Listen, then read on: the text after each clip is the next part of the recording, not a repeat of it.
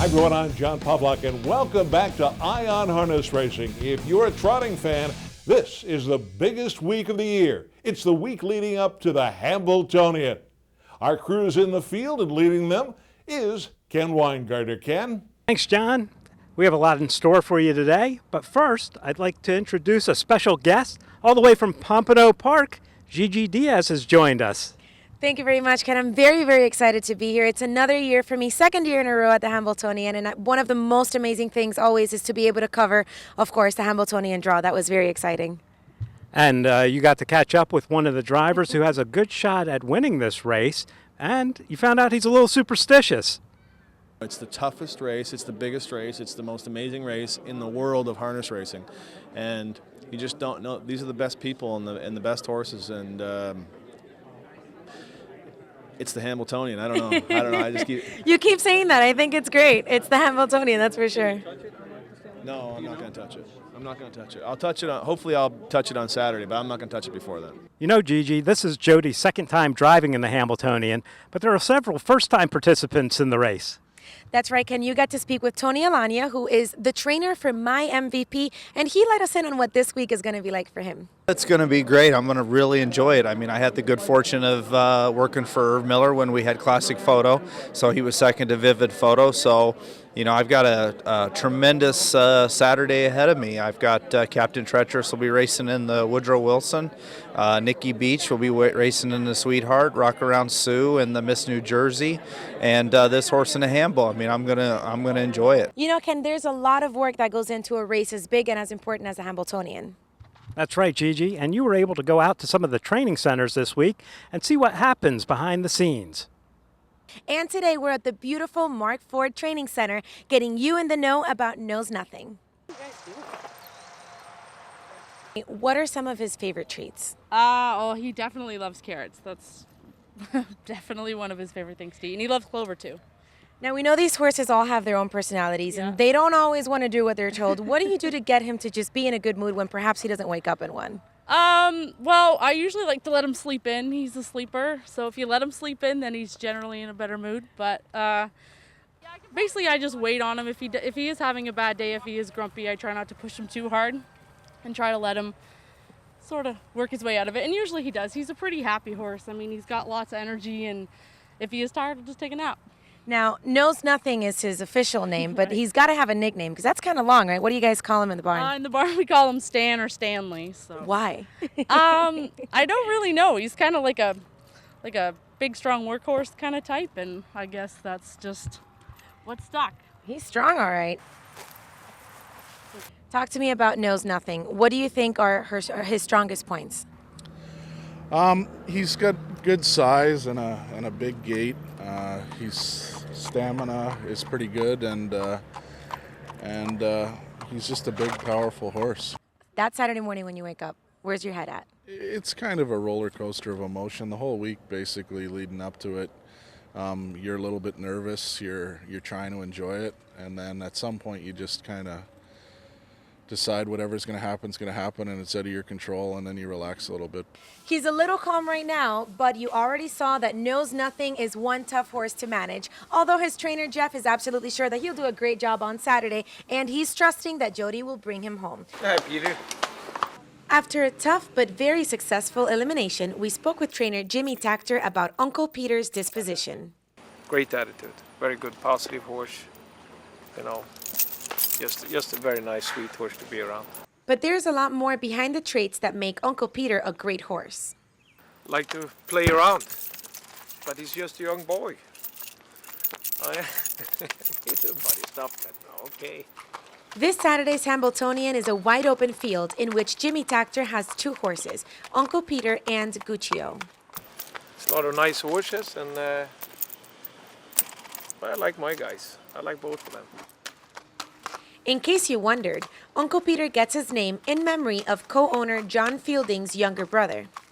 You know, if you win, it'll be a very emotional day for the family of Fieldings, you know. Although he means business on the track, Uncle Peter thinks his time off is better spent making chewing toys of everything he finds and enjoying his favorite treats. I like carrots. This being her very first Hambletonian, caretaker Annette Zackerson has her eye on the trophy and is responsible for not one, but both of Tactor's horses.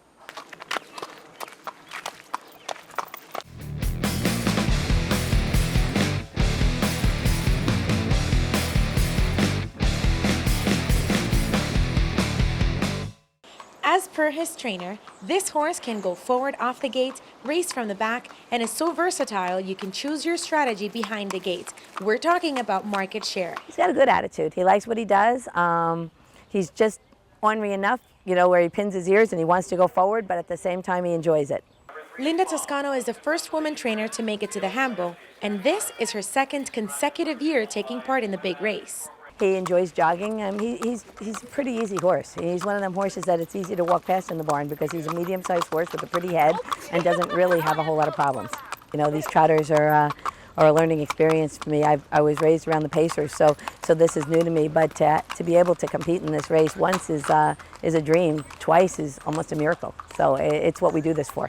Market Share's caretaker, Shelley Greco, gives us some insight on this great horse's likes and dislikes. He loves his walks and takes me. I don't walk him, he walks me. Loves his chew chain. You know, like he gets a chew chain, that's always in his mouth. And he loves to sleep. I've never had a horse like in detention for the eliminations. Was sleeping when I went to feed him, got up, ate his lunch, come back to take his feet tub out, he's laying down again. Despite having 10 years of experience as a caretaker, Shelley still feels the tension that comes with making it to a race like the Hambletonian. Nervous, excited, but I get nervous regardless of what he races in. But he always gives 110%, so it's exciting. But this happy horse did not always look as graceful and as strong as he does right now. Wasn't built like a trotter as a baby. He was fat. His nickname last year was Chunky Monkey because he was a big boy. He was fat. He looked like a broodmare. With great training, expert caretaking, and his natural skill, Market Share is ready to rock the track this Saturday in the Hambletonian. I'm Gigi Diaz. The Hambletonian is not the only big race this Saturday. The 3-year-old filly trotters are also taking center stage in the Hambletonian Oaks. That's right, Gigi. And the Hambletonian Oaks features the #1 horse in harness racing right now in Check Me Out. And her connections actually considered racing in the Hambletonian before deciding on the Hambletonian Oaks. Drivers and trainers play a huge role in a horse's success on the track, but it's the caretakers that make sure these champions are happy and healthy all the time.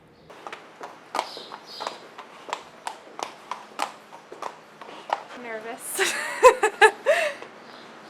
A lot of pressure. I took a moment to ask Danelle how she thought Check Me Out would have done against the boys. You know, it's tough to say. I don't know if she would have got the same respect against the boys. You know, you would like to think, you know, she could go out there and go with them, but it's one of those, I just think it's going to be left unknown. What prompted trainer Ray Schnitker's decision to keep Check Me Out in the Oaks instead of the Hambletonian? I thought the good of the horse. Basically, it's probably my ego to go into the Hambletonian, and I'm trying to make it maybe a 2-year deal, 2 or 3 year racing deal. And I'd have been killing myself if she would come out. Even if she won the Hambletonian, she was never the same. So I just thought it was a better spot for her. So there you have it, a sneak preview of Check Me Out's personality and her trainer's thoughts about this Saturday's race. For USTrotting.com, I'm Gigi Diaz.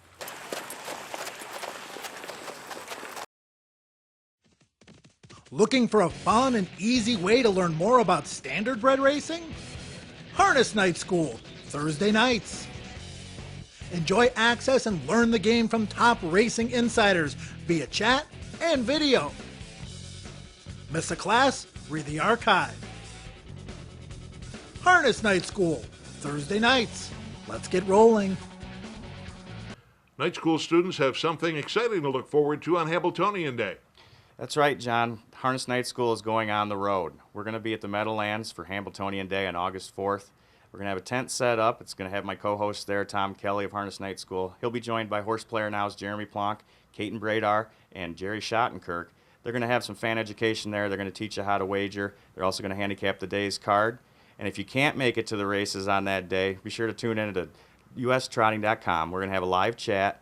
They're going to see what you might not be able to see by watching it on TV. I'll be there as well. I'll be at the Meadowlands and maybe put in some paddock reports for you too. So make sure to tune in to ustrotting.com for that. I'm Gigi Diaz, and I'm bringing you to the Mark Lancaster stable today to see all the magic that happens with Prestidigitator. An Ontario-bred colt, and we had to start him very late last year because he had a pus pocket in his foot. And he made his first lifetime start, he win at Mohawk in 2-1. And his second lifetime start, he finished second to Guccio in 55-4 at Mohawk. In his third lifetime start, he was second to American Gangster in 54-4, which was a track record at Mohawk as a 2-year-old. What do you think it's going to take for this horse to be our winner on Saturday? I think if he could be like second or third over, but with flow moving forward, I think he has a shot. I think he'll make them trot in the stretch. This time around, the team includes Tyler, Dustin's son, who's been taking care of Prestidigitator on the road and will be walking him to the front paddock on Saturday.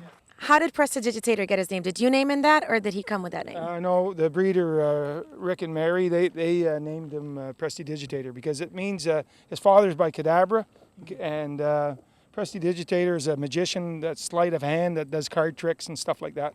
This is Dustin's second appearance in the Hambletonian, and I asked him what he's learned in the 12 years since he's been involved. It's not your first Hambletonian. No, it's the second one, but it took 12 years to get back there. And the first one was in 2000, and we won our elimination with You Had a Dream, and he was one of the favorites in the final, and he finished 7th. Only beat 4 lengths, but we're hoping for a better result this year.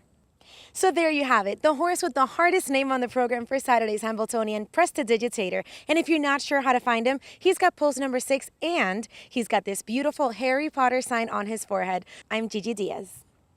This year's Hambletonian has plenty of storylines and possible favorites, but with Trackmaster, it's all about the numbers. This is how Trackmaster sees the Trotting Classic based on their exclusive Platinum Past Performance Power Picks.